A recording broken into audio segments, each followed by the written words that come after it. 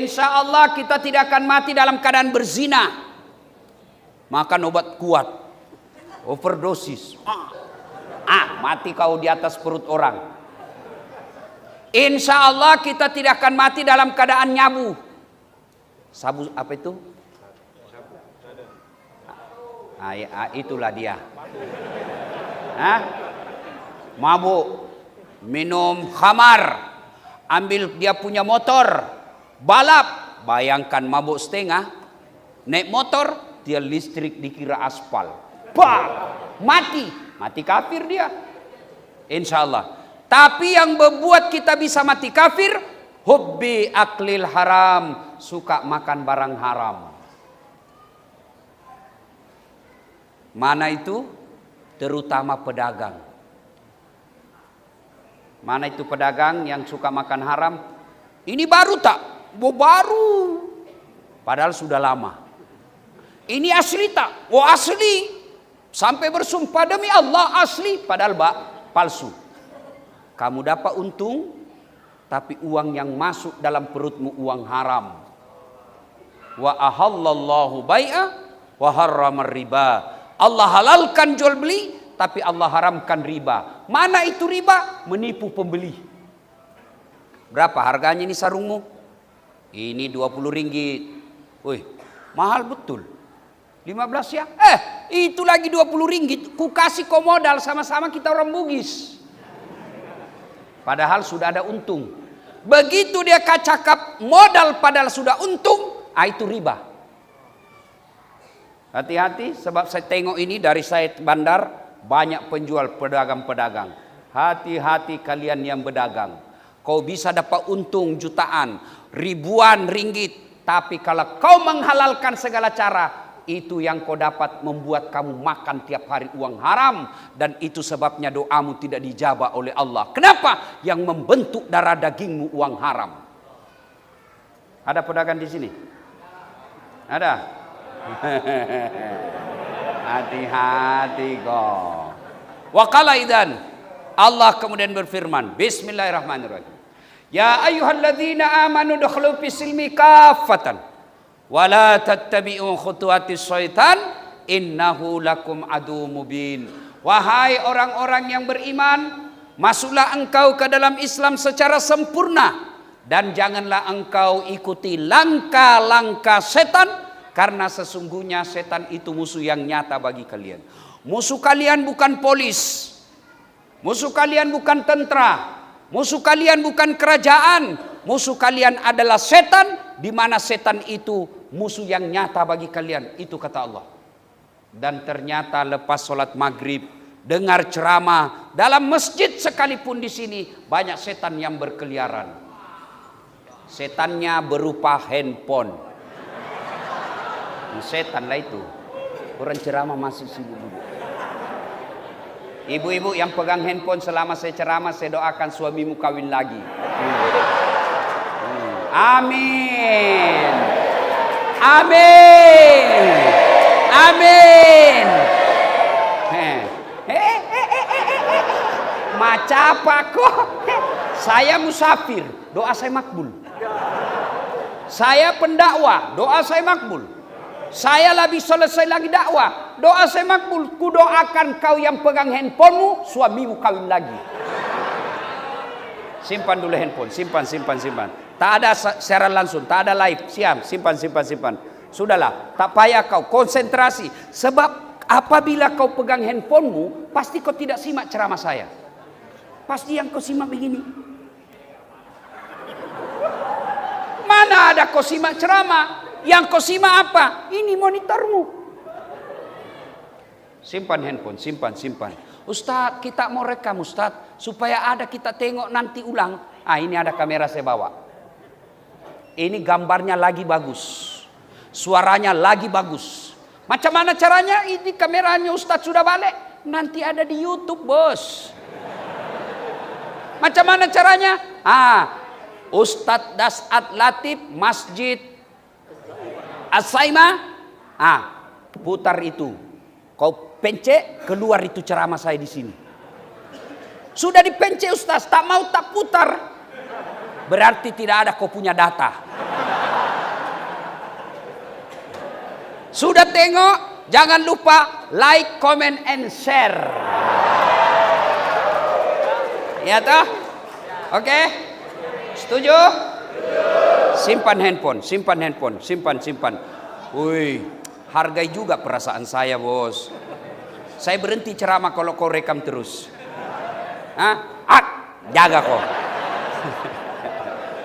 Simpanlah supaya kita cepat ceramah, ya. Oke, saudara? Bisa? Wa qala idzan bismillahirrahmanirrahim. Innallaha wa malaikatahu yusalluna 'alan nabi ya ayyuhalladzina amanu sallu 'alaihi wa sallimu taslima. Sesungguhnya Allah dan para malaikatnya, Masya Allah. Allah perintah sholat, Allah tidak sholat. Allah perintah puasa, Allah tidak puasa. Allah perintah haji, Allah tidak haji. Tapi Allah perintah kita salawat. Innallaha wa malaikatahu. Allah dan para malaikatnya, Allah dan malaikat bersalawat. Maka wahai orang-orang yang beriman, kata Allah, bersalawatlah kalian kepada Rasulullah dengan sebaik-baik salawat. Tak boleh kita salawat sambil merokok. Tak boleh kita salawat sambil kita makan. Haram, tidak, tak elok namanya. Maka ketika bersalawat, kata Allah, bersalawatlah dengan sebaik-baik salawat. Kita salawat bareng-bareng ya. Bisa? Saya nak dengar puan-puan dulu. Ini cewek-cewek nih. Mana lebih laju suaranya dengan laki-laki? Boleh? Cewek dulu. Salatullah. Ayo ibu. Ala toha. Salatullah ala yasin. Nilainya 7,5. Nah ini nih kita lelaki, ayo jangan mempermalukan jenis kelamin, bos. Ayo. Senaki memang nih suaramu. Ayo. Salatullah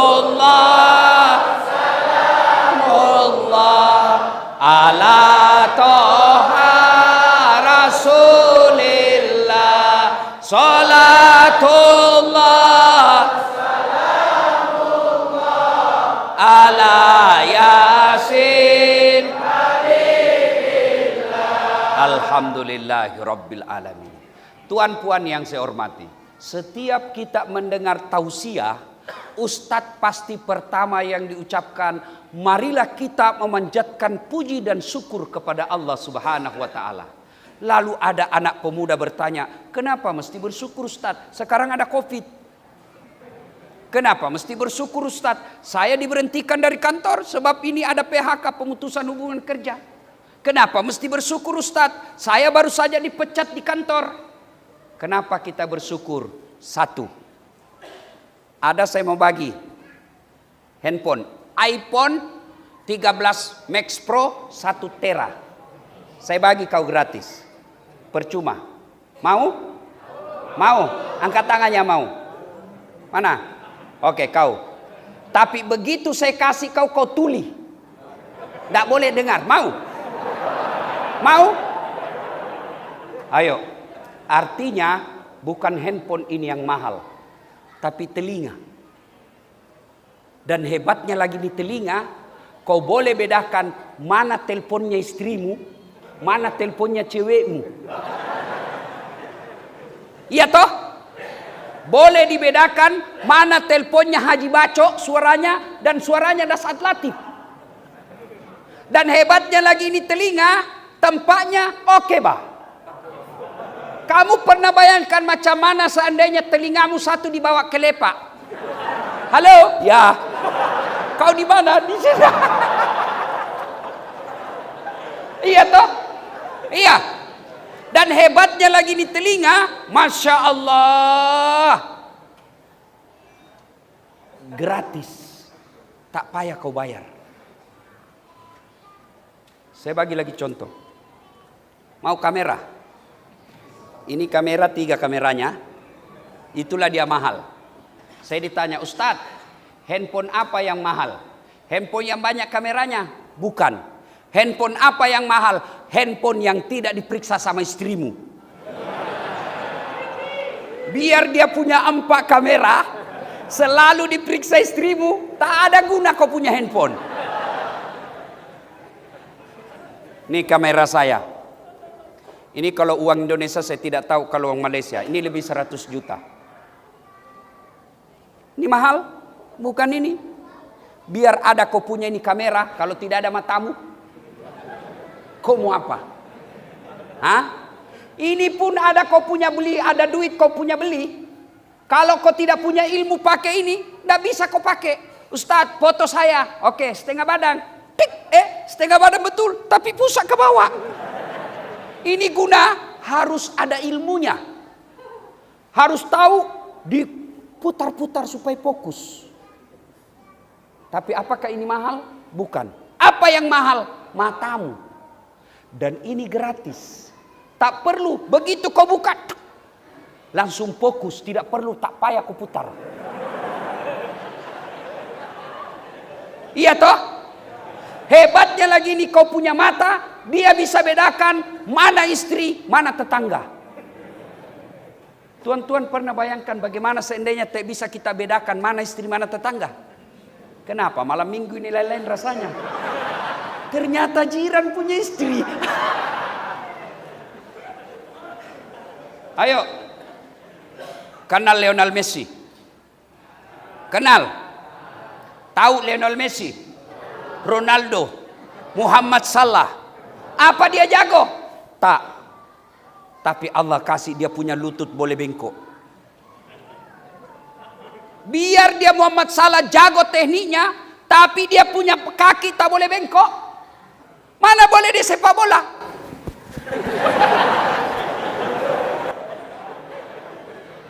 Iya. Saya kasih lagi contoh. Gigi. Pernah nampak orang ada kawat di giginya? Pernah? Itu mahal, Pak. Kalau uang Indonesia sekitar 50 juta. Dulu waktu saya kecil, pagar saja dikawat. Ini gigi pun dikawat. Luar biasa ini perempuan sekarang. Giginya dia kawat. Saya bilang sama mahasiswa saya, apa itu yang mahal? Bukan. Apa yang mahal? Gigi. Biar kamu mau kawat harga 100 juta, tapi tidak ada gigimu. Apa kau mau kawat? Ya, hebatnya lagi, kita punya gigi ini. Hebatnya lagi, kita punya gigi, Allah bagi gratis. Tahu? Kalau uang Indonesia, 1 gigi pasang gigi palsu, bukan yang dibuka-buka ya, yang ditanam. Itu 1 gigi kalau di Indonesia 22 juta rupiah. 1 gigi. Allah kasih kau gigi 32, percuma, tak payah kau bayar. Hebatnya lagi ini gigi, Allah batasi panjangnya, terhad. Macam mana andai gigimu tumbuh macam rambut. Gondrong. Iya, itulah sebabnya Allah menyindir kita dalam surah Ar-Rahman. Fabi ayyi ala'i rabbikuma tukatsiban. Dasar, nikmat mana lagi yang kau kupuri dari saya? Semua Allah kasih percuma. Macam mana kalau bernapas digaji? Macam mana kalau bernapas dibayar? Dulu waktu Covid namanya Delta, orang hidup udara dari apa namanya itu? Dari tabung. Berapa ringgit habis untuk bernapas? Kita alhamdulillah gratis, tak payah bayar bernapas. Ada nikmat yang paling kita anggap remeh. Apa itu? Kentut. Kau kira ada kawan saya habis duitnya ratusan juta hanya pergi operasi ke Eropa supaya bisa kentut. Alhamdulillah kamu semua boleh kentut. Jangan juga mentang-mentang boleh kentut, orang banyak. Alhamdulillah. Itulah sebabnya kita bersyukur dengan mengucapkan Alhamdulillahi Rabbil.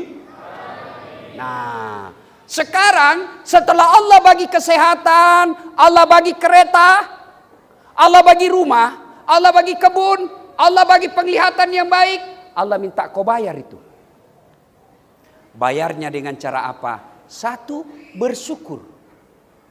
Dengan cara apa bersyukurnya? Alhamdulillahi Rabbil Alamin. Jadi selalu ucapkan Alhamdulillahi Rabbil Alamin. Cuma ketika bersyukur, ucapkannya dengan baik, usahakan didengar telingamu. Jangan kau cuma bilang Alhamdulillahil Alamin. Apa artinya itu? Kereta baru bos. Alhamdulillahil Alamin. Bini baru. Alhamdulillahil Alamin. Kalau kau berani. Kalau tidak berani jangan kau coba-coba. Ada di sini takut sama istrinya? Ada? Berhenti kau jadi laki-laki. Dia bilang ngamuk dia Ustaz. Kenapa kalau dia ngamuk? Dia pecahkan piring. Kalau dia pecahkan satu, pecahkan dua. Kalau dia pecahkan televisi, alhamdulillah. Lagi jimat. Dengar Pak, piring boleh dibeli. Televisi boleh dibeli. Harga diri sebagai suami tidak boleh diinjak-injak istri. Takbir!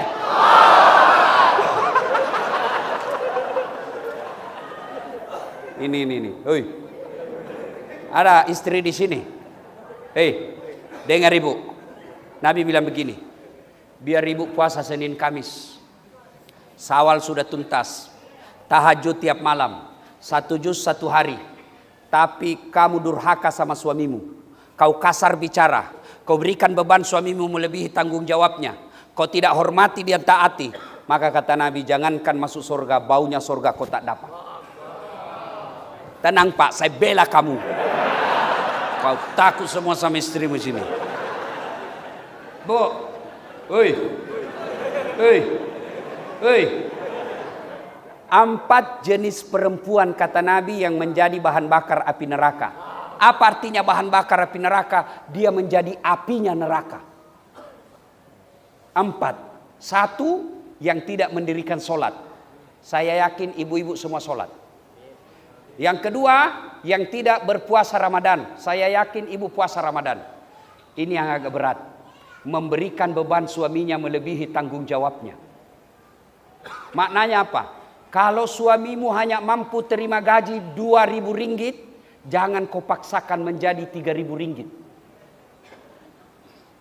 Dia bilang cakap orang Bugis, ajak musuru lakemu toa isikuna.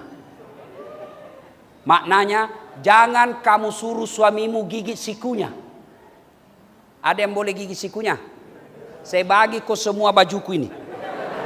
Ini baju khas, tak ada samanya. Meskipun tadi saya turun dari mobil ada ibu-ibu cakap, itu juga bajunya di YouTube.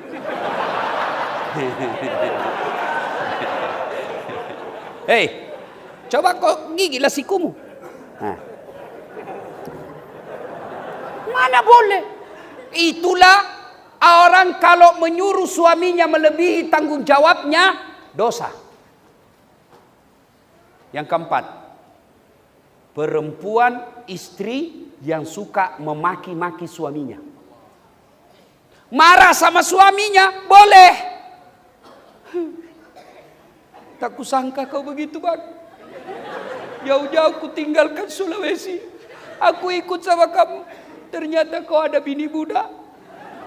Boleh kalau marah macam itu boleh. Tapi mana ini maki-maki, menghina suami.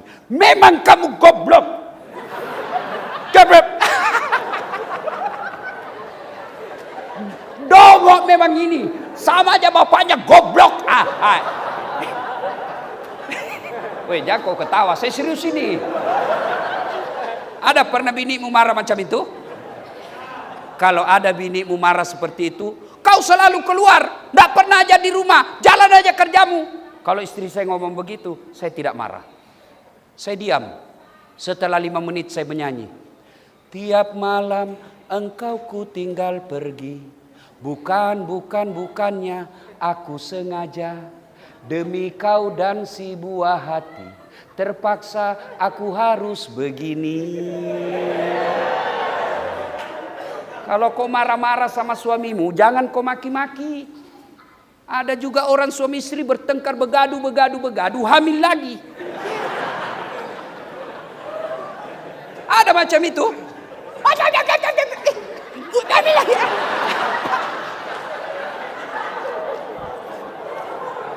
Kalau kau sudah tidak tahan dengan suamimu, bukan dengan menghinanya, bukan dengan memakinya, tapi kau katakan saja, pulangkan saja aku pada ibuku atau ayahku. Masya Allah. Enak kan kalau suami istri marah sambil menyanyi? Kalau dia masih marah lagi, kau lah sindir lagi. Insaflah wahai berhenti sudah itu marah. Ibu bapak saudara-saudara sekalian. Nah, bersyukur dengan cara apa? Mengucapkan alhamdulillahi rabbil alamin. Yang kedua, cara bersyukurnya sujud syukur. Macam mana caranya? Nah, misal kita lagi di masjid, seharian ini alhamdulillah dapat untung dagang. Alhamdulillah anak kita ada kecelakaan kereta, tapi alhamdulillah anak kita lepas dari kecelakaan itu. Caranya, woi Haji, tabrakan, langgar kau punya mobil, tapi alhamdulillah anakmu tak apa-apa. Alhamdulillahirabbil alamin. Jangan kau bilang, alhamdulillah alamin. Itu kan ada orang biasa bersikir tidak jelas apa dia bilang. Terutama kalau selesai maghrib. Ada itu orang biasa imam ustadz, zikirnya terlalu cepat. Semlah. Macam dia makan pisang goreng panas. Semlah. Yang bagus bos. Subhanallah.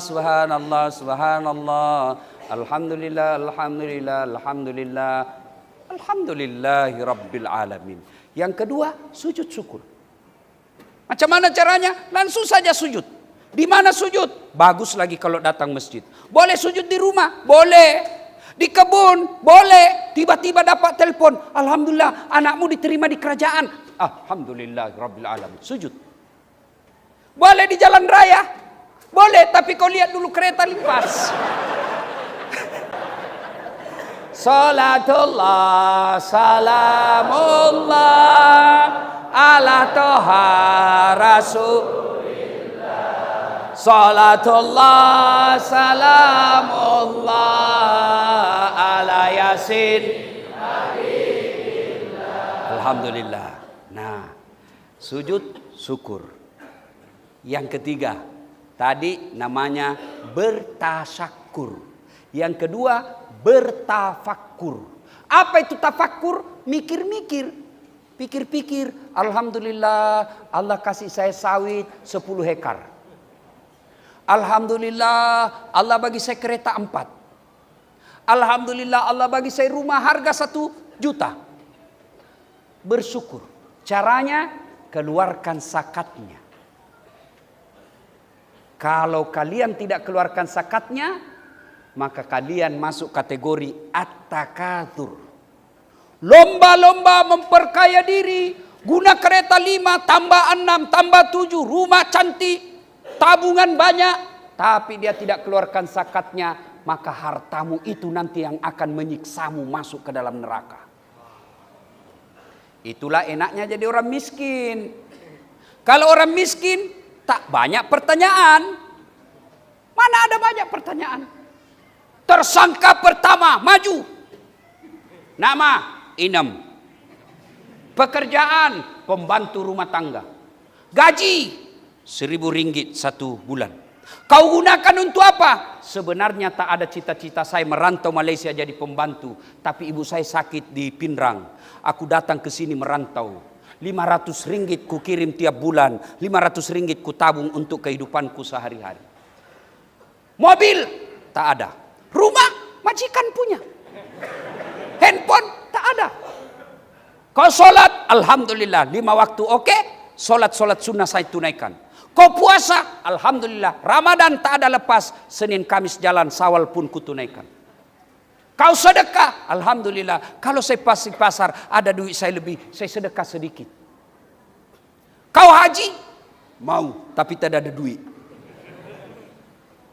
Allah kemudian berfirman, Inam, meskipun kau hina di hadapan manusia, sekarang aku muliakan kau. Tadkhulul jannati bisalam. Silakan kau masuk surga dari pintu mana yang kau suka. Apa mau dia tanya? Kereta? Tak ada. Bicycle? Tak ada. Rumah? Kontrak. Apa dia mau tanya? Tersangka kedua, maju. Haji? Titik. Itu kau kereta dari mana kau dapat? Kalau lihat kau punya gaji tak payah kau dapat itu. Anu apa? Wah, tidak jelas, ditempelin dia, pak, keluar darah di telinganya. Dia mau lari, ditarik lagi. Itu istrimu pasang kawat dari mana? Itu rumahmu tegelnya dari mana? Itu semua ditanya. Anu apa? Tidak jelas. Tak. Ditinju habis dia, babak belur dia, pak. Masuk juga surga, tapi sudah hampir habis sudah mukanya. Sudah hampir mukanya. Masuk dia surga, ketemu sama pembantunya. Kata pembantunya, Tuan Haji, dari mana? Kenapa buka? Jangan banyak bicara di situ. Macam mana boleh terlambat? Saya sudah 3 tahun di sini, baru saya datang. Kenapa boleh Tuhan terlambat? Sekira ada mobil empat itu kereta empat. Dia bilang itulah kereta, banyak sekali pertanyaannya. Hati-hati kalian yang tidak membayar zakat. Zaman Nabi membentuk pasukan penagih zakat. Zaman Khalifah Abu Bakar Siddiq ada pasukan perangnya untuk memerangi orang yang tidak membayar zakat. Saya bagi contoh. Ini air. Bersih, suci. Boleh saya minum. Bismillahirrahmanirrahim. Inilah gaji. Inilah penghasilan kita yang halal. Menjadi tukang tombak, menjadi sopir, menjadi pedagang, menjadi kaki tangan kerajaan. Ini halal. Karena kita tidak menghalalkan segala cara, hasilnya halal. Bila mana tuan puan tak bayar zakat, maka ibaratnya tuan puan memasukkan air di tandas. Kloset, kasih masuk air. Yang ada itu kalau di kloset, di tandas, ada kan air-air putus itu. Bukan sudah lepas kuningnya. Yang kuning sudah lari dia. Yang masih ada airnya, ambillah air di dalam tandas itu, 1 tetes saja. Kau masukkan 1 tetes di sini, kamu masih mau minum ini? Masih mau minum ini? Tidak. Itulah harta yang tidak kau bayarkan zakat, yang tadinya bersih, yang tadinya suci, yang tadinya jernih, menjadi kotor hanya gara-gara 1 tetes itu. Itulah yang 2,5%. Contoh lagi. Pernah beli pisang? Pernah beli pisang? Bila kalian beli pisang, apakah semuanya kau makan? Apanya yang dibuang? Kulit. Kenapa kau buang? Nah kau beli, kau punya. Iya kan?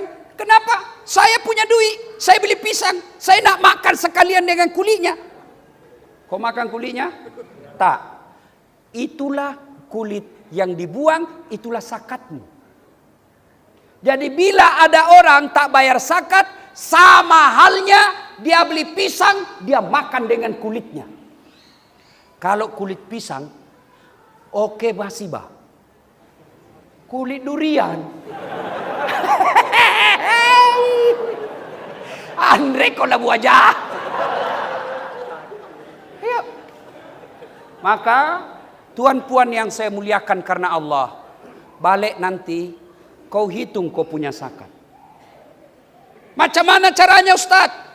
Kau punya bicycle, harganya berapa? Zakat itu ada 2 syaratnya, sudah cukup haul dan nisabnya. Haulnya 1 tahun, nisabnya 85 gram emas. Kalau di Malaysia 1 gram emas berapa ringgit? Ibu-ibu biasanya. Berapa? 1 gram emas berapa ringgit? 200. Anggaplah 300 ringgit. Indonesia 1 gram sekarang 1 juta rupiah. Anggaplah 300 ringgit. 1 gram. berarti kali 85. 300 kali 85. So, supaya ini jelas, sebab harus jelas kalau Bapak tidak menderita, Bapak nanti ketika mati. Disuruh pikul semua itu, dijadikan bara api neraka, lalu disuruh makan kau. Bahasanya orang di Indonesia, di Bugis, Andre kalau gua jat. Makan kamu itu serakah, kau didorong masuk di mulutnya. Tapi bukan lagi pisang, bara api neraka.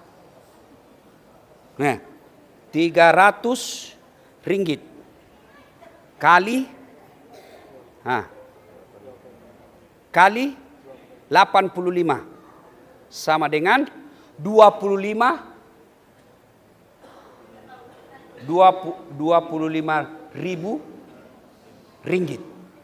Maknanya apa?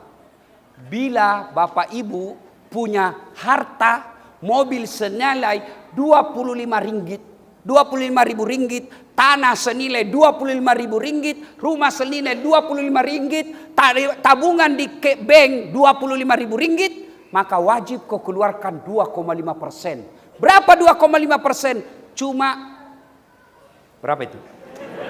Ya sudahlah, kau itu sendiri. Kau kasih susah lagi saya.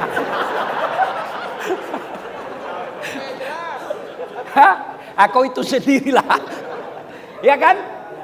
Maknanya kalau 1 juta itu 2,5%, keluarnya cuma 25.000. 1 juta 25.000 rupiah. Kalau kalian tidak keluarkan, maka dia kotori semua hartamu. Kalau sudah harta kotor dimakan, maka anakmu kepala batu, istrimu tukang ngomel. Tapi kalau kau rajin keluarkan zakat, apa kamu cakap istrimu taat? Sayang, kenapa kau ketawa? Bini saya kalau saya panggil sayangku, aduh. Tapi kata istri saya, kamu ini Ustadz, laki-laki jarum super. Apalagi itu, jarang di rumah suka pergi. Tapi saya bilang, saya bukan laki-laki jisamsu. Apa itu? Janji manis nyatanya palsu. Dari mana datangnya cinta? Dari Facebook turun ke WA. Dari mana datangnya kecewa? Setelah ketemu ternyata berbeda.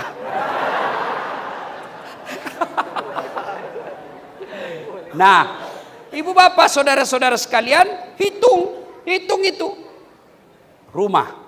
Kalau rumahnya sudah lebih harga 25.000 ringgit, maka wajib keluarkan 2,5%. Tiap tahun, kalau itu rumah hanya digunakan tempat tinggal saja, maka dia sekali saja kamu keluarkan.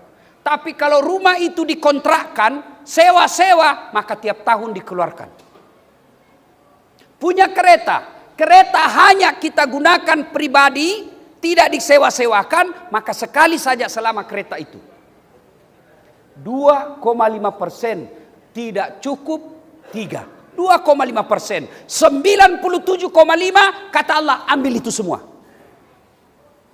Tapi bila tuan puan tidak keluarkan, jangan heran anakmu dinasihati dia lawan. Jangan heran istri dinasihati membangkang. Kenapa? Karena yang membentuk darah dagingnya uang haram.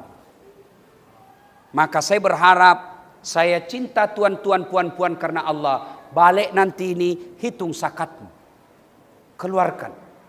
Kalau tak kau keluarkan, maka itu akan menyiksamu dunia sampai akhirat. Poin 1. Sampai mana kita tahu ceramah?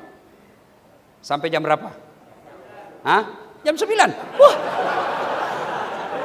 Enak di kau. Sholat Isya jam berapa? Yang kedua, tajuk kedua. Siapa yang hafal doa sapu jagat? Saya bagi hadiah. Siapa yang hafal doa sapu jagat? Saya bagi hadiah. Ayo. Doa sapu jagat. Mana? Kamu hafal? Sini. Tak ada yang hafal. La haula wala quwata illa billah.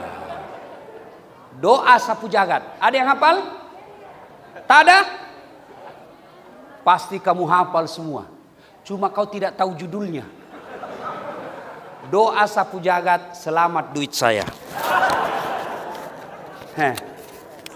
Doa sapu jagat itu Rabbana fid dunya wa fil akhirati wa qina. Iya naro yasa doa sapu jagat lah dongo.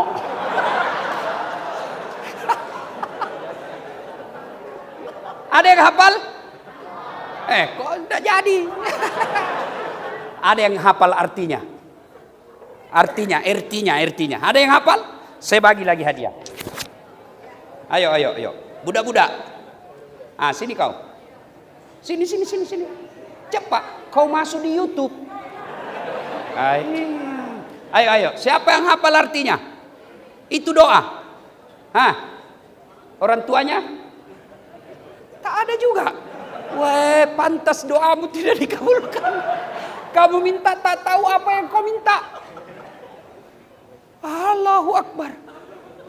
Macam mana doamu mau dikabulkan? Kamu tidak tahu apa yang kau minta. Padahal doa ini kalau Allah kabulkan itu aman kau dunia akhirat. Fid dunya hasanah, selamat di dunia. Wa fil akhirati hasanah, selamat akhirat. Maknanya kaya dunia, kaya akhirat. Maknanya pejabat dunia, pejabat akhirat. Maknanya hebat dunia, hebat akhirat. Berapa banyak kita lihat hebat di dunia, sengsara di akhirat. Hebat di dunia, menderita di akhirat. Orang Islam doanya fid dunya hasanah, wa fil akhirati hasanah. Pantaslah kita tidak dikabul doa. Kita tak tahu apa yang kita minta. Minta kak, kata saya apa kau minta? Tidak tahu, minta saja. Beleng-beleng kau namanya. Nah sekarang menurut para ahli tafsir ayat fid dunya hasanah. Mana sih yang dimaksud fid dunya hasanah? Mana ini selamat di dunia? Menurut ahli tafsir, ahli yang belajar tentang Quran, fid dunya hasanah itu 4 unsur. Pertama, punya pasangan yang soleh dan soleha. Bagi tuan puan yang sudah punya istri, periksa istrimu. Kalau istrimu suka ngomel, kau tidak fid dunya hasanah. Kalau suamimu tukang selingkuh kasar memukul, pak, nerakanya dunia kau dapat. Dan percaya bapak-bapak yang saya hormati ini, tuan-tuan, kita bisa seperti ini bukan karena kita jago, tapi karena istri kita baik. Saya nih bisa ceramah macam ini bu, bukan karena saya hebat, tapi mamanya Ece yang jago. Mana boleh saya ceramah kalau istri saya tidak bagi laluan? Mana boleh saya ceramah kalau istri saya menyiksa? Begitu saya mau ceramah, 5 menit lagi sebelum berdiri, tiba-tiba mamanya Ece menelpon, Ustadz, dikontak listrik anakmu. Apa itu listrik? Ini lampu, karen. Mana boleh saya ceramah? Saudara, digigit buaya anakmu. Mana boleh? Kita boleh bisa ceramah seperti ini karena istri memberi ketenangan. Maka adik-adikku sekalian, kalau kalian mau dapatkan surga dunia, pertama hati-hati milih istri. Cantik boleh. Kata Nabi, pilihlah menjadi istrimu karena 4 perkara. 1, lijamaliha, lihat cantiknya. Cantik penting. Kenapa? Karena hampir 24 jam di depanmu. Baru bangun, dia lagi. Mau tidur, waduh, ada lagi dia. Balik kantor, angkasih. Nak makan, dia lagi. Jadi kalau jelek casingnya, cepat kau ganti casing. Tapi ingat, cantik jangan kau jadikan ukuran utama. Karena cantik pasti ada batasnya. 17 tahun. Sweet 17, cantik. Balik angka 17. 71, masih cantik. 17 tahun, senyum. Semua cowok terpesona satu kampung. 71 tahun, senyum. Lari cucunya, dikira mau digigit. Cantik menurut Haji Baco, belum tentu cantik menurut saya. Saya ditanya, Ustadz, siapa perempuan tercantik di dunia? Ya, mamanya Ece dong. Kata istriku, urusanmu. Saya tak urus istrimu. Cantik ada batasnya, cantik subjektif. Cantik menurut dia, belum tentu cantik menurut saya. Penting cantik, tapi jangan kau jadikan prioritas. Apalagi cantik kau lihat di Instagram. Hati-hati, ada kamera filter. Kamera 360. Cantik betul ketika dilihat di Facebook. Mulus. Tak ada noda. Begitu lihat aslinya. Hancur. Hati-hati. Adik-adik sekalian, hati-hati milih istri. Ustadz, bagaimana caranya dapat istri yang baik? Tak payah kau pikirkan, biar Allah yang kirim. Gimana caranya? Kau jadi orang baik, Allah kirimkan kau laki-laki baik-baik, perempuan baik-baik. Buka Quran. Laki-laki baik-baik tidak akan menikah kecuali dengan perempuan baik-baik. Dan perempuan pezina tidak akan menikah kecuali dengan laki-laki pezina. Jadi bila nak punya istri yang baik, kau dulu jadi orang baik. Bila nak punya suami yang baik, kau dulu jadi suami istri, anak yang baik. Sekarang banyak anak muda, statusnya OTW jogging, OTW yoga, OTW ngafe, OTW nonton. Begitu mau tidur, semoga dapat suami yang bisa menjadi imam dalam hidupku. Kalau kau mau dapat imam dalam hidupmu, OTW pengajian, OTW baca Yasin, OTW pesantren, insya Allah kau dapat imam. 2. Ketika cari istri, kata Nabi, lihatlah keturunannya. Siapa bapaknya? Penting kau cari. Itulah sebabnya orang Jawa mengatakan bebet, bobot, bibit. Itulah sebabnya orang Bugis niga na iro, niga mbokna, niga indokna, niga nenena. Tapi ingat, tidak boleh jadi prioritas. Kenapa? Karena ada orang bapaknya baik, anaknya jadi pengkhianat. Siapa? Nuh alaihi salam. Ada orang bapaknya pengkhianat, anaknya jadi nabi. Siapa? Ibrahim alaihi salam. Yang ketiga, kata Nabi, lihat kekayaannya. Siapa itu? Kaya dia, bah. Boleh. Tapi jangan kau jadikan ukuran. Kaya dia, betul kaya, tapi 13 bersaudara. Habis bagi warisan. Yang keempat, kata Nabi, pilihlah karena agamanya. Lalu mahasiswa bertanya, Ustadz, kenapa agama nomor 4? Mestinya agama nomor 1. Betul agama nomor 4, tapi dia tidak titik di situ. Dia koma, kata Nabi, usahakan, utamakan agamanya, karena dengan agama kau dapat semuanya. Ada orang cantik, anaknya lagi miskin. Ada lagi kaya, mukanya lagi hancur. Ada lagi cantik, kaya, agamanya lagi jelek. Maka untuk mendapat perempuan, dialah cantik, anak orang kaya, keturunan baik-baik, hafal Quran, 100 perempuan belum tentu ada 1. Bila tuan-tuan tahu ada di situ, di sini di Tawau, ada bapak kenal cantik, anak keturunan orang kaya, baik-baik, hafal Quran, tunjukkan saya juga masih mau. Ya kan? Maka fid dunia hasa itu punya pasangan yang baik. Tuan-puan yang sudah punya suami, kalau dia baik, genggam baik-baik, dia akan mengantarmu masuk ke dalam surga. Kalau kalian punya istri yang baik, pelihara dia baik-baik, karena dia akan menolongmu selamat dunia sampai akhirat. Tapi jika ada istrimu panenakang, malas, ada 2 solusinya. 1, sabar nikmati penderitaanmu. Yang kedua, kau pisah dengan baik-baik. Cerai namanya. Tapi jangan kau jelek-jelekkan dia. Ada kau punya suami jahat, malas, dia pegang duitnya, kasar, memukul, maka kau tinggalkan dia, minta kau cerai dengan baik-baik. Bukan dengan saling mempermalukan. Yang kedua, yang namanya fid dunia hasanah, punya anak yang soleh. Ini saya lihat ada anak-anak santri kita. Tuh, alhamdulillah. Saya bawa anak santri saya hafal Quran juga. Bu, Bu, kalau ibu meninggal nanti siapa doakan kau? Suamimu. Kawin lagi. Dia tanya saya mamanya, Ustadz, jadi kalau saya meninggal nanti kau nak kawin lagi? Saya bilang, kau sini dulu sayang. Saya berikan kau penjelasan baik-baik. Jangankan kau meninggal, kau masih hidup saja. Saya selalu berpikir kawin lagi. Apalagi kalau kau sudah mati, pastilah saya kawin. Nah, Bapak saudara-saudara sekalian,